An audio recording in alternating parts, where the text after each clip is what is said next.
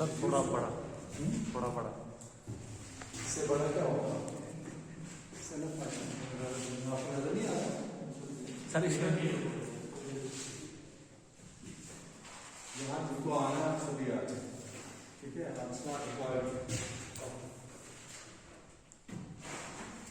Everybody has to come, they can come. So now, what we're talking about is root locus. Now, root locus is another method. It's another powerful method to ascertain the stability of the control system. Root locus method was developed by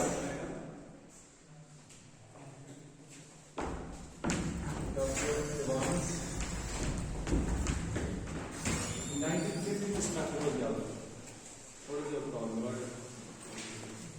Why are you coming late to class?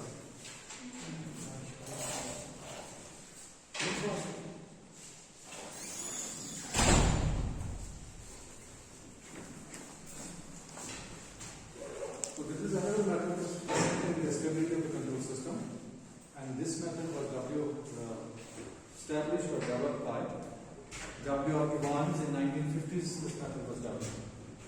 So what is the root locus? In case of root locus is used to find the roots of the characteristic equation. Basically, it's a graphical method, rather, you can say. It's a graphical method to find the roots of the characteristic equation or poles of the closed loop transfer function. Root locus is basically what? It's a graphical method to find or to search or to locate or to represent, all the things are same, to represent the roots of the characteristic equation or the poles of the closed loop transfer function in S plane.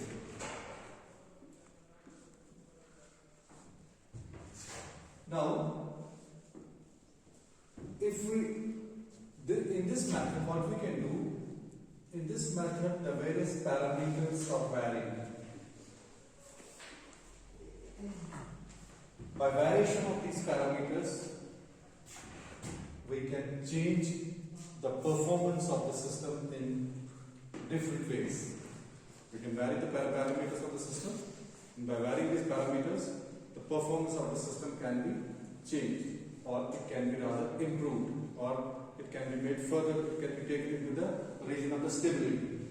Now, this, by varying the parameters, so that's why this technique or this method is a well-established method for ascertaining, rather, it's a method, a very good method for analyzing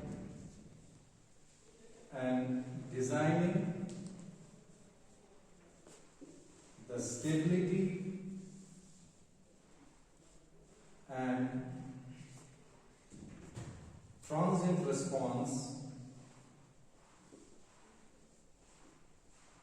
of the control system.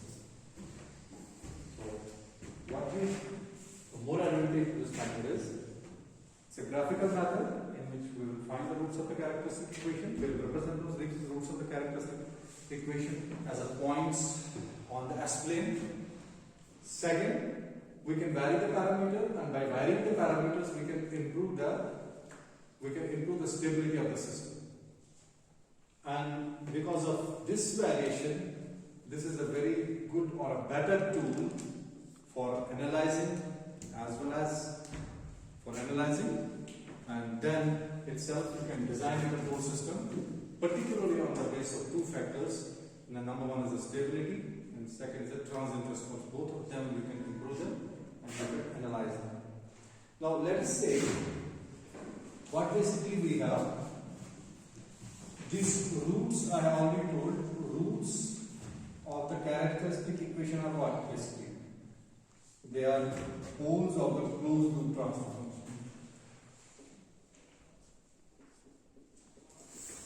Now if you vary these roots, varying these roots means you are varying the poles of the closed loop transfer function. Now suppose we want to improve the amplifier gain. Practical example, we want to improve the amplifier gain. Without disturbing, actually by improving the gain itself, what you can change the coefficients of this equation.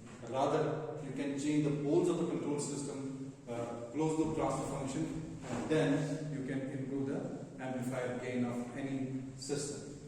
And again telling that if you want to improve the amplifier gain of any of the systems, you want to improve the gain and bring the system in the region of stability, better amplifier gain you should have. Now, amplifier gain basically, if you improve the amplifier gain, what it will, performance will improve in terms of the stability. The performance of any system will improve in terms of the stable you can make them. So you don't have to, by using the circuitry itself, you don't have to employ that and increase the gain of this amplifier. Rather, you can change the coefficients of this characteristic equation, or you can change poles of the closed loop control system. Those poles or those coefficients you can change, and then you can improve the performance of the any control system. Now, the characteristic equation in general is given as some open loop transfer function we have. See, this is an open loop transfer function, and this here, if you want to mention, the second order system control system, closed loop system you can mention. What was this equal to? Omega n square s square 2 xi omega ns plus omega n square. So this is the characteristic equation of the second order control system. By changing the coefficients, you can change the performance, because different types of responses you will be able to obtain. What are the transient responses? Let's say underdamped, overdamped, critically damped, undamped, all those responses you will be able to get. And by varying these roots only or poles, we can improve the stability of the control system. Now, second is, let's say this is a characteristic equation. Characteristic equation of a second order control system is given by this. Now, if you have a negative, particularly for the negative feedback control system, this is G of S, this is the feedback H of S, and this is your input R of S, this is your output. Now, let's say I have this characteristic equation and I present the open loop transfer functions, which will include the variable gain k, Let me express that in the factorized form. Open loop transfer function, which will use the variable gain k, and then I can represent the factorized form of this.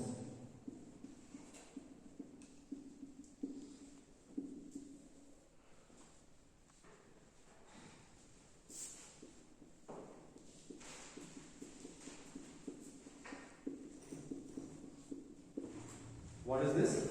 I am representing an open loop transfer function, which is g of s of h of s, having a variable gain k, and that having poles and zeros I am representing the factorized form as like this. So this equation, let me call this equation as the equation number 1. Now this equation, if I have to write, this equation will be equal to g of s h of s. Above I can write this. Let's say this is 1. This is 2. And equation 1 I can represent as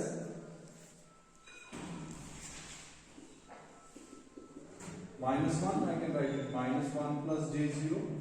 This -1 plus j0 can also be written as 1 at an angle of 2q plus 1 at an angle of 2q plus 1 into 180 divided by t minus z. Or I can represent this as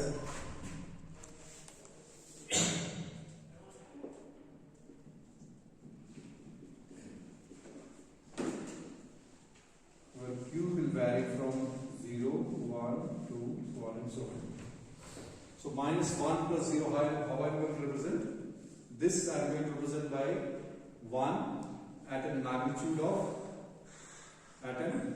magnitude will be 1. So then angle will be 2q plus 1 at an angle of multiplied by 180. See, you can see if you put this 0, this will come to be 180. Fine, this is 180. If you put it 1, so this is 3 into 180. You get thrice rotation. We'll see this later on. We'll use this equation when we are drawing the root locus. This is basis for the root locus. Minus 1 can be represented as minus 1 plus 0 in the S plane, and then if I have to represent this minus 1, I can represent this in angle in polar form as 1 at an angle of 2q plus 1 multiplied by 180, where q value will vary from 0 to infinity. Okay. This is now key point is here. Key point is what?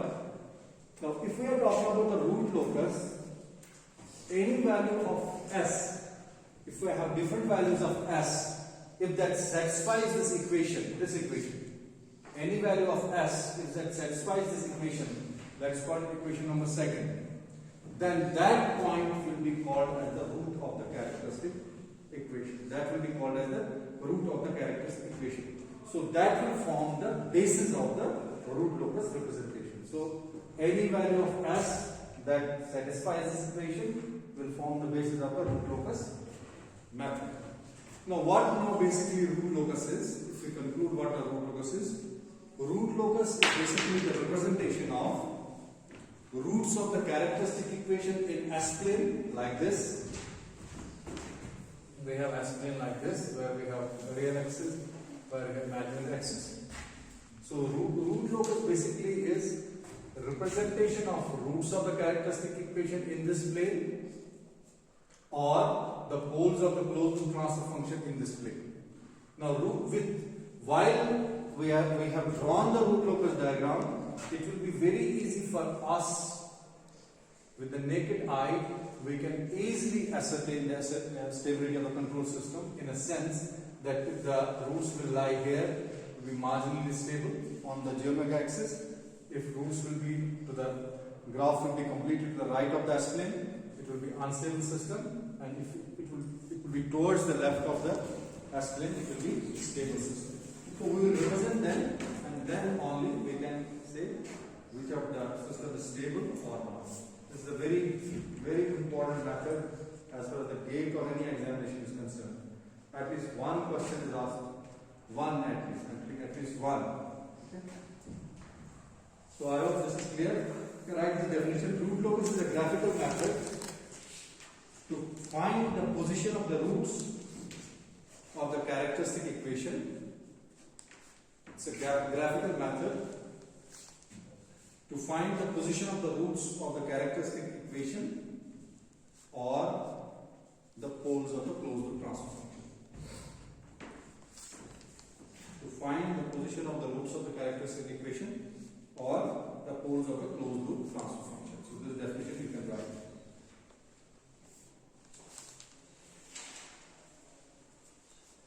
So what is the basic you can write?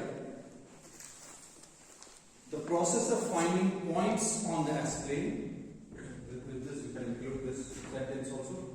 The process of finding points on the S plane which satisfies the above condition. Which condition? This condition.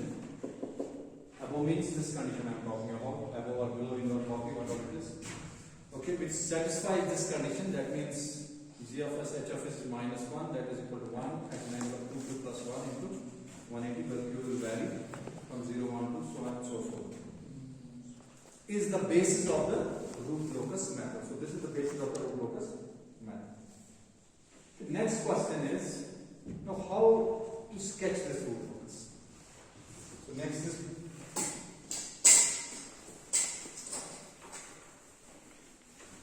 is steps for sketching or plotting root locus. So this was introduction about the root locus.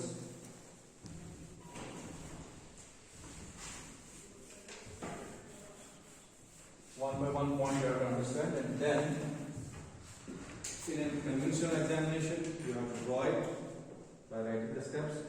In gate examination, you should know few points, you should mark the correct answer. So both the examinations are very important. Conventional examination, you have to completely draw it. Engineering service examination, they will ask the root locus one, so you have to draw it or sketch it. In the gate examination, they will give you a figure. They have to tell you what's the transfer function, or they will tell you this is the transfer function, what is the figure, or there can be some other questions also. So next is steps for sketching.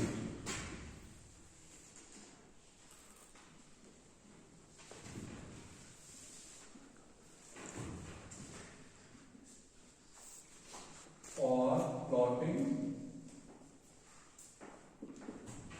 root locus. What are the various steps for sketching or plotting root locus? See, basically, if we talk about the root locus, we draw it on the trial and error basis. Every method is not 100% correct. We have to draw it on the trial and error basis. Why trial and error basis?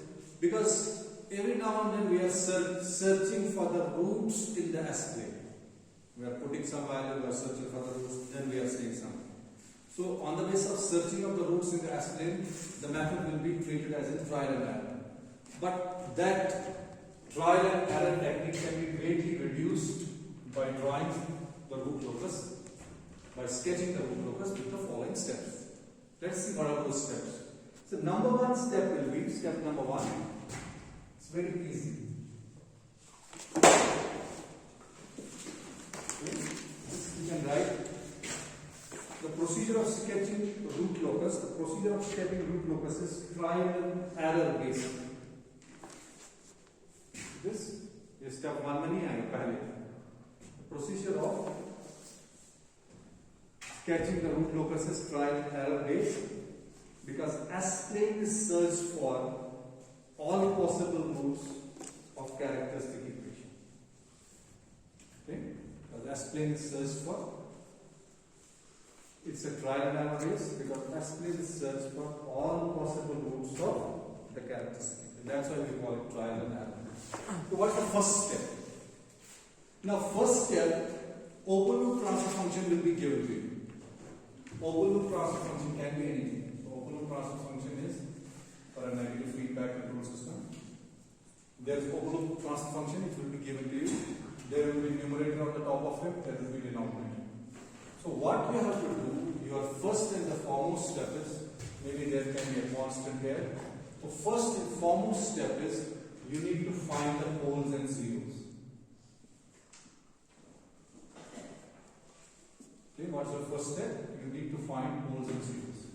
Okay, if they are directly given, a transfer function may be given as k s minus 1 divided by s plus 1, s plus 2, s plus 3, fine, you have the roots.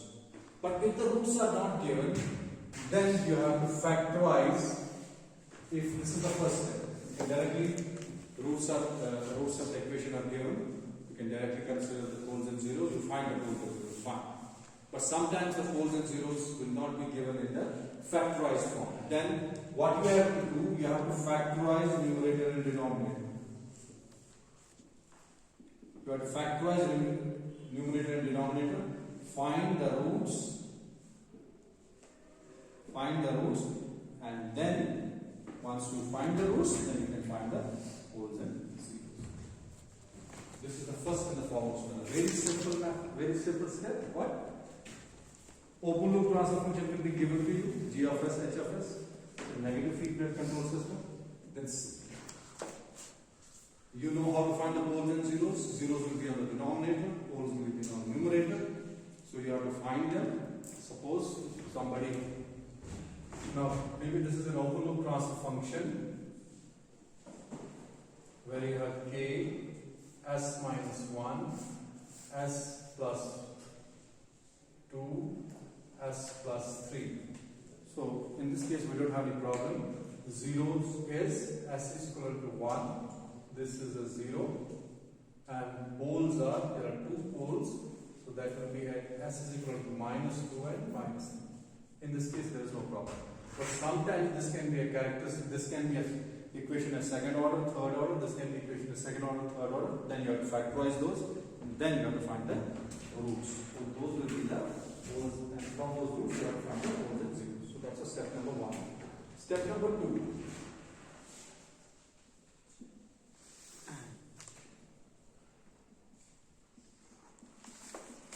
What is step number 2? Step number 2 means that root locus will have as the, what is a loci? Somebody, I will tell this root locus. Root you already know. Locus is path. How the roots will be moving. Because once we'll proceed further in the coming time, we'll see that the root locus will start at certain position from a pole where the constant value will be 0, and then it will terminate at what? And the constant value will be infinity. So there will be definitely path for the branch. That's called a branch. So next point is we are talking about the branches. The root locus will have as many loci or branches. Okay? That will depend on the order of the characteristic equation. So root locus will have as many loci or branches. So what is the branch here? See, root locus, whenever we are talking about a branch, I will clear this in the coming steps also. This will be clear. Branch means if I am drawing a root locus has to start from somewhere. So what is the basis of the root locus to start? It will start with a constant 0 and it will start from a pole.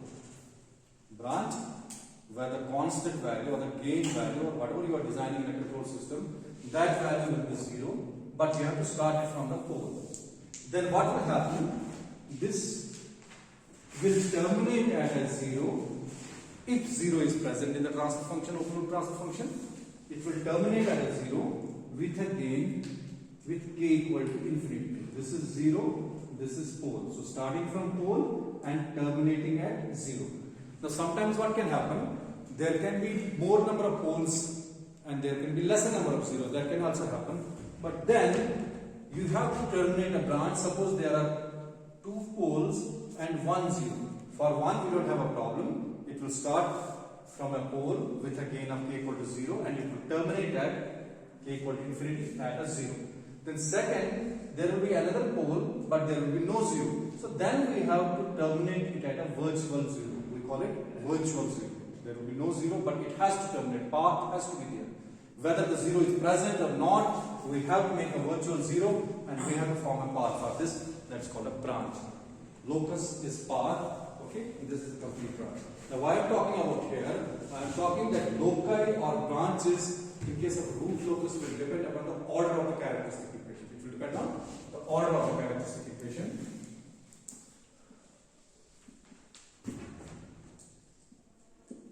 What is the order of the characteristic equation? In general, if I have to say, in general, the number of branches, okay, in general, if I have to say a general statement, in general, root locus equals. In general, we can write down. In general, number of branches of the root locus. In general, number of branches of root locus equals to P or Z, whichever is greater.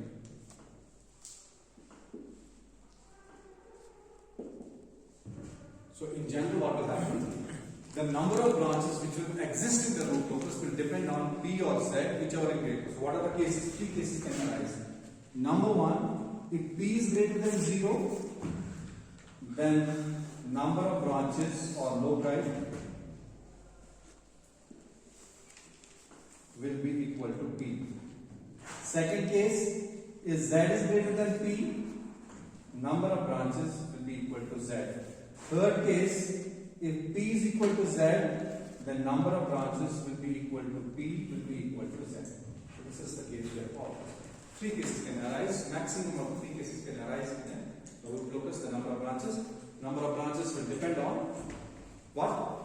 It will depend on P or Z, both of them, whichever is the greater, it will depend, but if they are equal, then it's equal to 0. I hope this is clear. What's the branch? Where from it will start and where from it will terminate. Number second, this is for the second step. I think I did not draw. I draw a plot here, but always remember number of branches will be equal to B or Z, whichever is it. Okay. Step number third.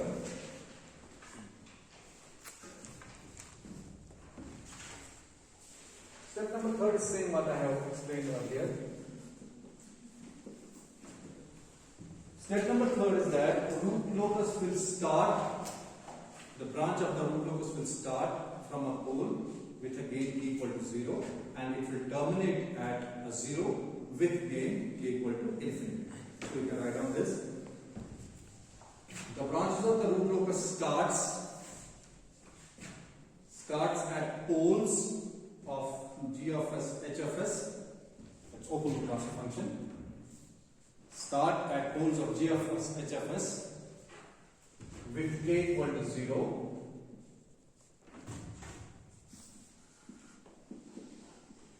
H of s with k equal to 0 and they will terminate at a 0 with k equal to infinity. Okay? They will terminate at 0 with k equal to infinity. Now, generally we will see in any type of transfer function or Rool transfer function, you can see the number of poles will be always greater than, it's a general rule. General criterion that number of poles will be greater than the number of zeros. So in that case, I have already told you what we have to do. We have to start a branch. A branch should always start from a pole. It should terminate in a 0. If there is a second pole but there is no 0, then the branch again will start from the pole and pole of what? An open loop transfer function, and it will terminate at the virtual 0. Okay, this was a. Now let us have some explanation of this. What is the reasoning of this? Let me have a characteristic equation. The reason it was follows. Let's say g of s, h of s is equal to, I have taken 1 equal to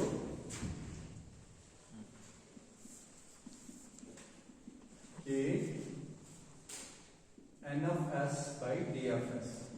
So n of s is a numerator polynomial and d of s is a denominator polynomial. Okay? Now I will be writing the open loop transfer function is there. I will be writing the characteristic equation of this one. Now characteristic equation will be 1 plus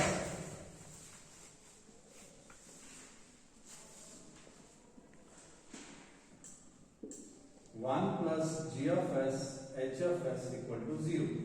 So what is g of s h of s? K n of s plus d of s will be equal to 0, or you can write down d of s plus k n of s will be equal to 0. Okay, fine, we don't have any problem. We have taken the general characteristic equation where we have a numerator polynomial and we are also having a denominator polynomial. Then I have substituted that in the characteristic equation and I have got the equation. What is that? Let's see, this is an equation 1. I have got d of s equal to. Now what I have told you, the branches of the root locus of the open loop transfer function will start from a pole with gain k equal to 0 and will terminate at a 0 with k equal to infinity. Let me say, with k equal to 0, what is going to happen? With k equal to 0, ns, this portion is going to become 0. So what is this? D of s. So d of s here will be roots of the denominator. Roots of the denominator are what? They are the poles of an open loop transfer function in that case. Is it clear? Number 1, if I am considering k equal to 0, first case, then if I am substituting that k equal to 0, this portion will go. So left over will be the denominator polynomial. If I am taking the roots of the denominator polynomial, that is nothing but the poles of an open loop transfer function which is present there. Now number second is if I am going to take k equal to infinity. Now once I am taking k equal to infinity, so this can be avoided because this is a very large value as compared to this value. So here this value is infinite. So in that case, roots of this open loop transfer function will be nothing but the zeros of the open loop transfer function. Okay? The roots will be nothing, that will be equal to the zeros of the open loop transfer function. So these are the two cases we have. Normally there will be a large number of poles present in an open loop transfer function as compared to the zero. quite heavy. This is clear? Both the cases k equal to infinity. So you have to form the path like this. It has to start from where? It has to start from a pole with a gain minimum. It has to terminate at a 0 with a gain maximum. And this, you can, by this explanation, you can easily say that once we have k equal to 0, so it will start from the poles of an open loop transfer function. If this is infinite, so it will terminate at 0. So this is the explanation behind this. Okay, this we don't need to write. Okay. So then I have explained already, if there will be no 0, then virtual 0 will be considered, because branch has to be completed. Branch has to start from where? From a pole with gain k equal to 0, and it has to terminate, whether it's a physical 0 or whether it's a virtual 0. It has to terminate. That should be clear. Next. So when we draw the root locus, whenever we are drawing the root locus will be symmetrical to the real axis. Symmetrical means what? Whatever we will see the image on the top of the real axis, the same image will be at the bottom of the real axis also. So next point is very simple. You can write down root locus either moves along real axis or root locus either moves along the real axis or the complex roots must occur in conjugate pairs. What is this step? Step number 4. Step number 4.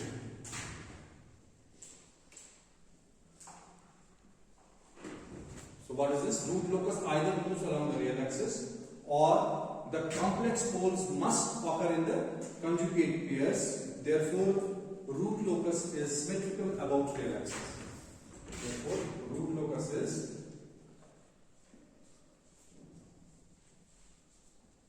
symmetrical about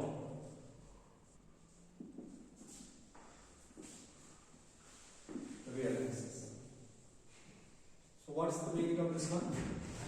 See, if you have a root locus like this is your real axis represented by sigma. This is your imaginary axis represented by j omega minus j omega, and this is negative. So this is real axis. If I am drawing the root locus like this, till now you don't know how to draw it. Let me explain. This is the way we can get root locus. 1. So you can very clearly see here whatever the value will cut on the imaginary axis, there is a marginal value. That's the marginal stability. We know that whatever the value will be here, that's the marginal stability here. So this exactly will be the mirror image of this one. So that's what we are calling the whenever we draw a root locus you can move along the real axis. We don't have any problem. You can move along the complex plane. This is a complex plane. You can see here j values will be coming. So here somewhere j values will be coming. Here the real values will be coming. So this is a complex plane as plane. So it can move along the real axis, or whenever the roots of the complex number have to exist, they have to exist in a conjugate pairs, and then when you are drawing or sketching a root locus, that will be exactly symmetrical to the real axis. That means it will be a mirror image on the top and the bottom. That is the meaning of the root locus will be symmetrical over the real axis. So next is, this is the step number 4, next is step number 5.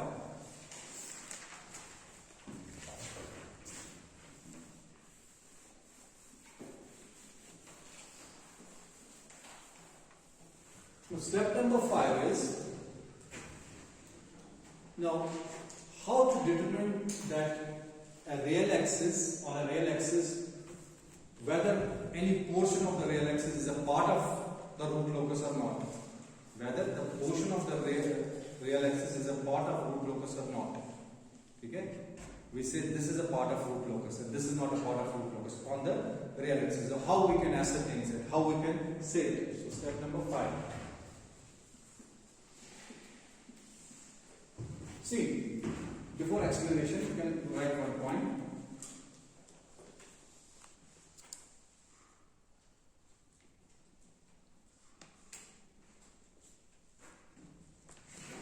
Okay, you can write down a point.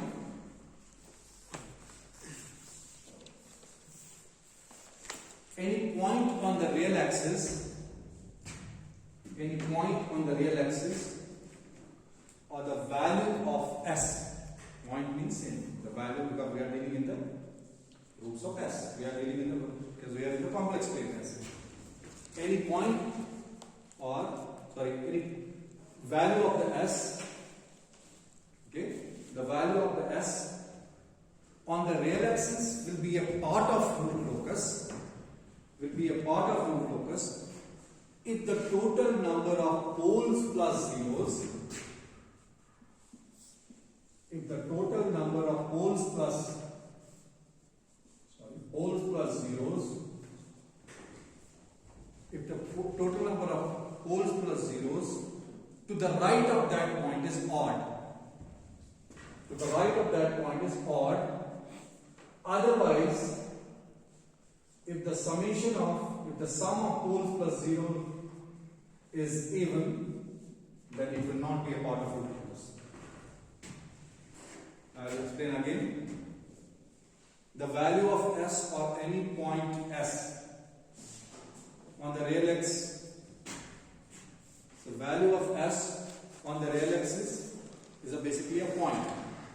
So that will be considered as a part of root locus if and only if, when the summation of poles plus zeros to the right of that is odd, that will be a part of root locus. If the summation of the poles plus zeros to the right of that is even, then that will not be considered as a part of root locus. Let's have an example. I have taken one example. From this example, I am going to explain it. Okay, I will draw it.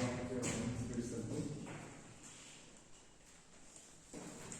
It's very important for breakaway and breaking points, because once you are considering the centroid, breakaway and breaking points, the breakaway points is validated only if it's a part of root locus. Otherwise, it will not be a part of root locus. That will be coming after this. Now see, this is your S plane. This is J omega.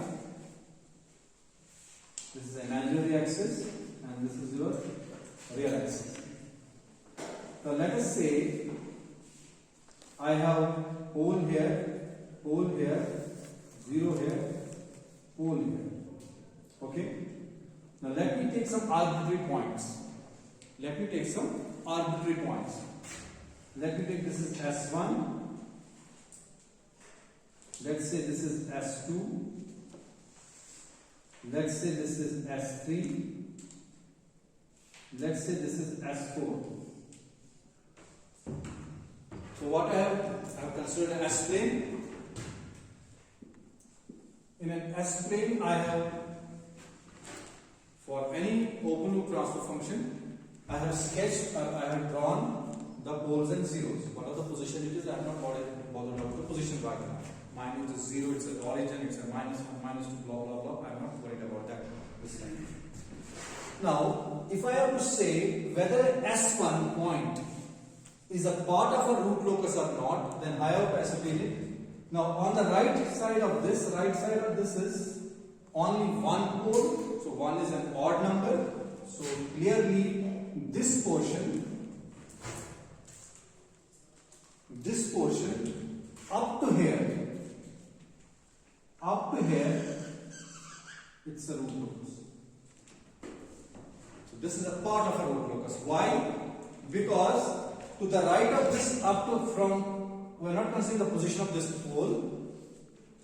To the right of this pole, any point you consider, and if you see any location after this pole, you can see the summation of poles plus zeros. We don't have any side. On this side, we don't have any 0, we have only pole, so it's an odd number. So when it's an odd number, so this portion very clearly is a part of root locus. Now this was about S1.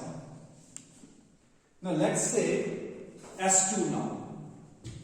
Now S2 we can see, this is a point S2. To the right of this, summation of zeros, there is no 0, poles are 2. So summation is even, 1 plus 1 is 2, that's an even number. So this portion, when I am considering this portion, up to this 0, right up to this 0, this is not a part of root locus. So this is not very clearly not a part of root locus. Now if I consider the point S3, I can see very clearly from the S3, to the right of S3, summation of poles are 2, zeros is 1, it's an odd number. So that clearly says that this is a part of root locus right from here. For point S, in context to the point S3, this is a part of root locus. In context to the S3. Next. Now, if I am talking about the S4, you can very clearly see to the right of S4, we have 2 poles, 3 poles, and a 1, 0, 3 plus 1 is 4, which is an odd number. So this portion in context to S4 is not a part of root locus. So this is the way to determine whether any portion from any point is a part of root locus or not. You have to only see the summation of poles plus zeros to the right of that. If that is an odd number, then it's a part of root locus. If it is an even number, then it's not a part of root locus. I hope this is clear. So this clarifies this point. Next point is breakaway point. Very important. Step number 6.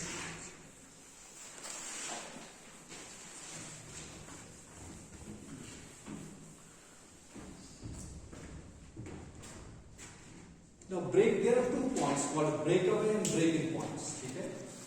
Breakaway points, if we are talking about, at which the branches of the root locus leaves the real axis. Now I'll talk about this in detail. There are 2 points, breakaway point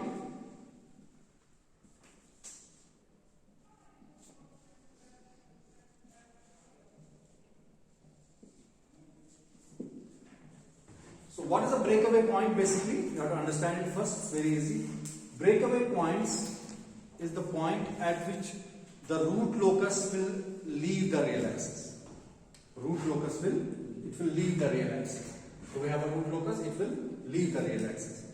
And wherever the branches of the root locus will intersect, and at this point what will happen? The branches of the root locus are going to intersect. This is a breakaway point. So it's the point where the root locus leaves the real axis. Number 1. And at this point, the branches of, or it's a point of intersection of the branches of root locus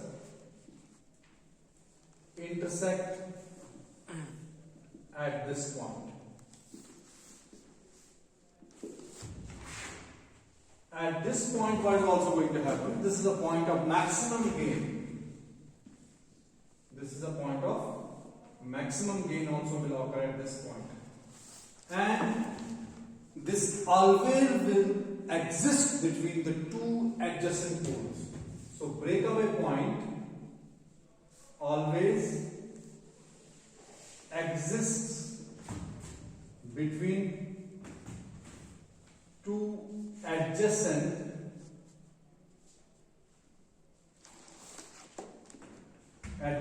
poles, and that should be a valid portion, that should be a valid root locus part. That will be validated by this point which I have earlier taken. I'm again repeating. Root locus, what will happen? Breakaway point will always exist between the 2 adjacent points. That's not enough for a breakaway point to qualify. A particular point cannot be qualified to be a breakaway point. Why? If it is between 2 adjacent points. With this, if it exists between the 2 adjacent points, then that portion where it will exist, that point should be a valid part of the root locus. And that will be authenticated by the previous step what I have already taken. That means number of poles plus zeros to the right of that breakaway point has to be odd. Then only it can qualify to be a breakaway point. Okay? So that will only qualify. And maximum gain will occur at this point, and the branches of the root locus will also intersect it, and then root locus will leave the real axis. Where will it intersect? It will intersect like this, and then it will leave the real axis. Like this, we will have, suppose this is a breakaway point, this will intersect here, and then this branch will leave here up to k equal to infinity. Maybe some is here, and that is equal to 0 to start, and The branch will start from here like this with these arrows showing, and another will happen what? There is another that will move from here and that will go to this equal to infinity. Maybe 0 is present or 0 is not present. If it's not present, then you have to draw the virtual 0. So you can very clearly see it will leave the real axis. It will leave the real axis. Then the point where these are the point is which point where where the root locus will intersect. At this point, the root locus is going to intersect. Branches, that means we are talking about the branches only. This branch will come here and that will intersect here, and then we will give the real axis. Now, if we are talking about the breaking point, in contrary to this, breaking point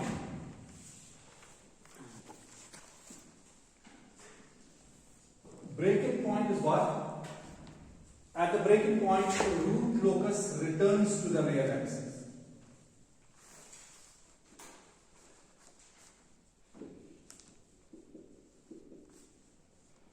Root locus returns to the real axis. So that is coming back towards the real axis, and we will have a minimum gain at this, and for the condition to satisfy it, breaking point will always exist between two adjacent zeros. Breaking point will always exist between two adjacent zeros only if that breaking point is a valid root locus part. So that point should be a valid portion of the root locus. The root locus should exist there. Then only that point will qualify to be a breaking point. It will exist between two adjacent zeros only if and if that position of the point of the breaking point is a valid portion of root locus. Okay. This was something about the root locus. This was something about the breaking point. Then, what is the condition that we have to determine? Breaking points and breakaway points, how we have to calculate them. Now, how we have to calculate them? In the same step number 6, I think. Now, we will be having a characteristic equation in terms of a constant. First job is to differentiate that constant with respect to that independent variable and substitute it equal to 0. How will we calculate that? Break it and breakaway point. We will get a characteristic equation. We will see the constant. We will have that constant in terms of the variable that will be independent. This is a constant depending on some independent variables in terms of s. Then differentiate that constant with respect to that independent variable and substitute it equal to 0. Now what you are going to get? You are going to get the roots. Definitely, if you are substituting it equal to 0, you are going to get some roots. Now, break-in or breakaway points should be definitely the roots of this equation. So, breakaway and breaking points should be roots of equation 1. But at the same time, all the roots cannot be breakaway and breaking points. All the roots of this equation cannot be breakaway and breaking points. This should be very clear. Why? What's the reason? Rule number 9. Why can't all the roots be breakaway and breaking points in this case? There should be a valid part of the root locus. There should be a valid part. Maybe some are, some are not. So whichever there are, they will be valid breakaway points. They will qualify to be a breakaway point or breaking point. But if they are not, but they are definitely, maybe there will be 4 roots of this equation. Let's say, obviously there will be 3 roots of this equation. The roots can be 3, but out of the 3 roots, only one will qualify to be a breakaway point. Other will not qualify to be. How it has to qualify? First of all, it has to be between 2 adjacent poles. Number 1 condition to satisfy it. Number 2, that should be a part of the root locus. So that means to the right of that point, the sum of poles more zeros has to be odd. Then 1. So some may be the roots of this equation, They can be even between, there can be breaking point even between two adjacent zeros, but maybe at that breaking point the sum of poles plus zeros to the right of that may not be odd, that will be even, so that disqualifies to be a part of, that disqualifies to be a breaking point. So this is a valid point which we have to consider. Now if roots are complex, then also they will qualify, there is a condition for it, k has to be positive and that condition will get separated. Okay? Now let me have an example of this one. Let us consider an open loop transfer function. I have it in front of me. Let's consider an example. Negative feedback control system having example negative feedback control system. Okay. Then that system is having a system control system with open loop transfer. So what is that? That should be g of s h of s. It should be g of s h of s. And what should be the g of s h of s? I have taken k s plus 1 s plus 2.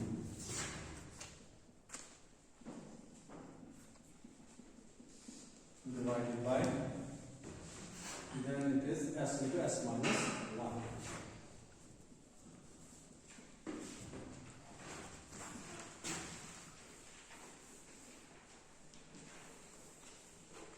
Okay, so this is open loop transfer function. Now, what I need to find? I need to find the breakaway breaking point. So root locus we will draw later. Then let us see for the first thing the characteristic equation. What's the characteristic equation? That is given as 1 plus g of s h of s, and that should be equal to 1 plus. Now this is k multiplied by what? S square plus 3s plus 2.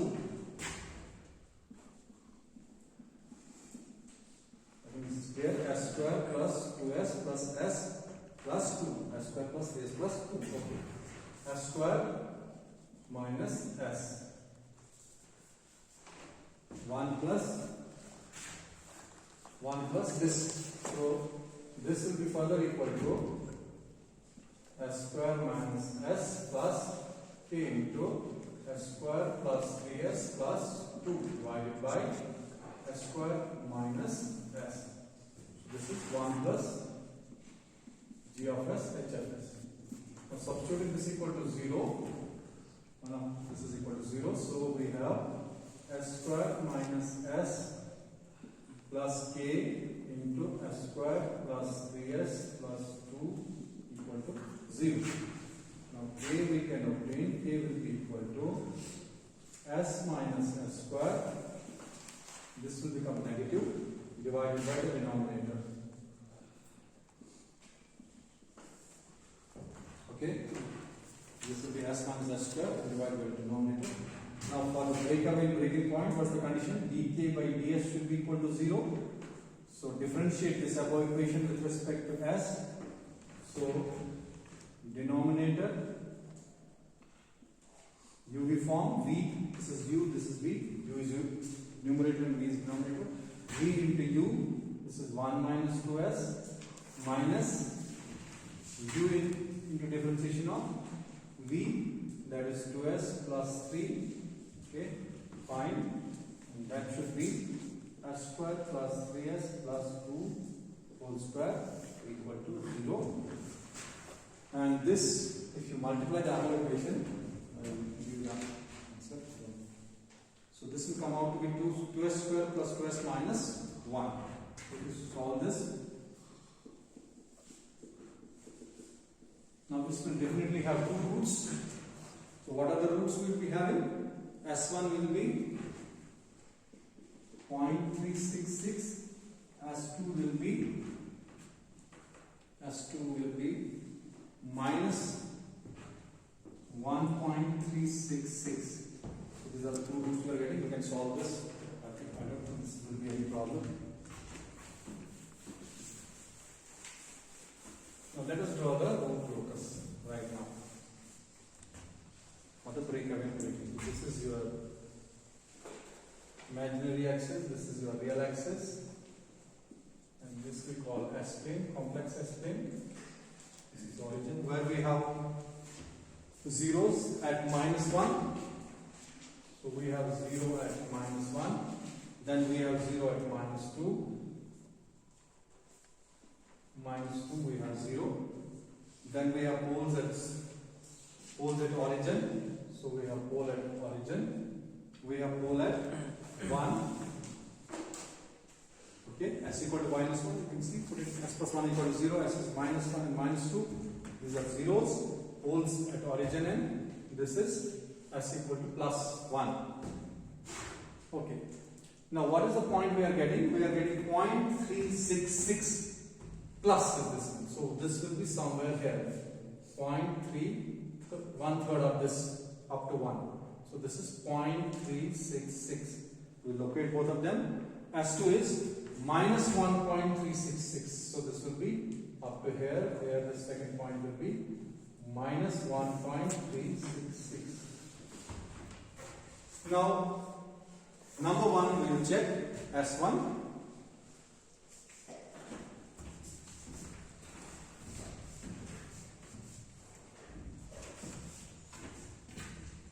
Okay, we will check the S1 now. Let's say this is point S1. This is your first root, S1. This is your second, S2. Okay?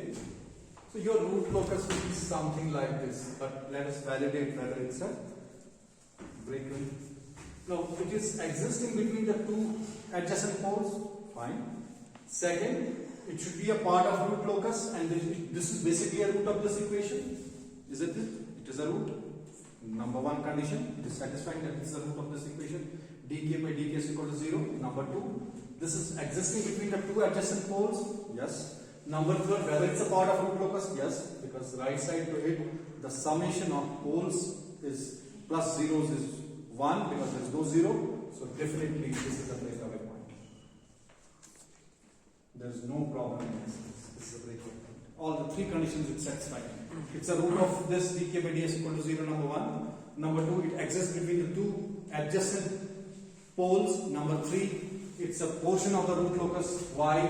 Because the summation of this poles plus zeros to the right of this is odd number, and that is definitely odd. So it's a breakaway point. Now this is a part of this equation. Fine, there's no problem. This is one of the root of this equation. Number 2, it exists between two adjacent zeros. Yeah, it is existing between two adjacent zeros. Third, whether it's a part of the root locus, you can see. Summation of poles are 2, zeros is 1. Yeah. Summation of poles to the right of this, poles plus zeros to the right of this is also odd number. So this is again a valid breaking point. So how will be the root locus now? I am not drawing root locus. You should not be worried about this. What I am doing. This is the sketch we will get. That we'll see later on. So if I have to start. That branch will start at k equal to 0, like this. Okay. And that will terminate at k equal to infinity on the. Let me draw it a bigger one.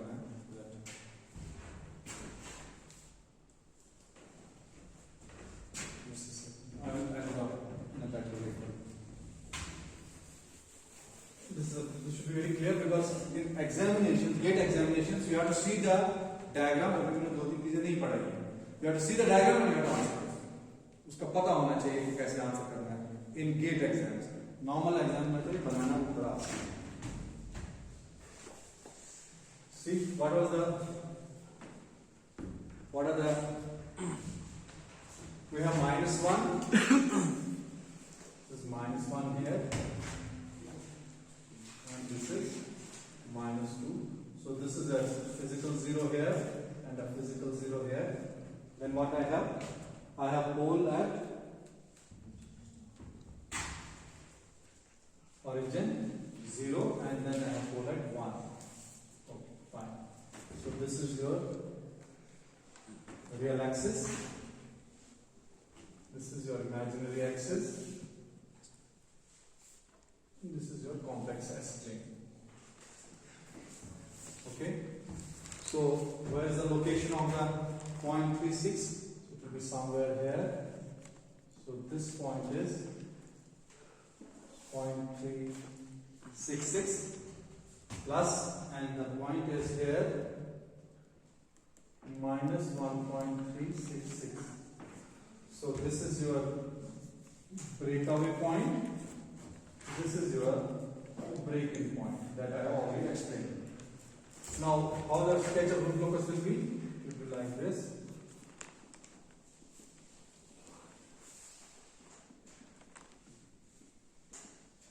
Okay, this you don't have to worry. We'll talk about this. But for the time being, I am showing the directions of branches. Now, branch first will start. Okay, it will start from a pole k equal to 0. Then, okay, it has to terminate at where? It has to terminate at 0 with a gain of k equal to infinity. This is the number one branch, very clearly you can see.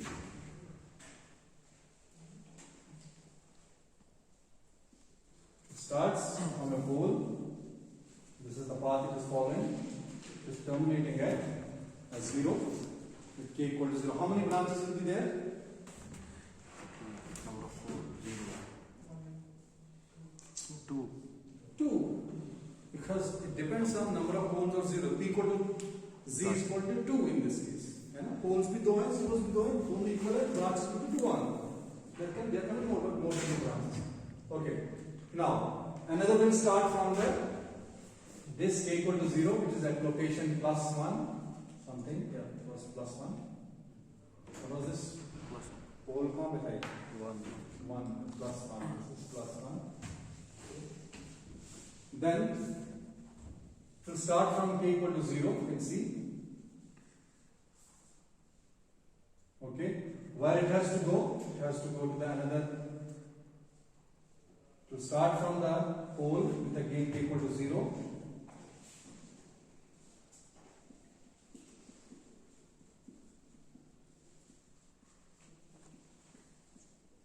It will terminate at 0 k equal to infinity. So these are the two branches, and that's the path of the two branches. Very clear. Then, having said this, now what happens at the breakaway point? You can see this at this point the root locus will intersect. That's what I have told you very clearly. It's intersecting at this point, and then what's happening at this breakaway point? It moves away from the real axis. Okay, it is intersecting at this point, and then it's moving away from the real axis. That was very clear. Similarly, here also it is intersecting at this point and moving away from the real axis. In contrary to this, you can see here it is, in this case, this is returning to the real axis. Here you can see this is returning to this is not moving away from the real axis breaking point. So these 2 points are very clear.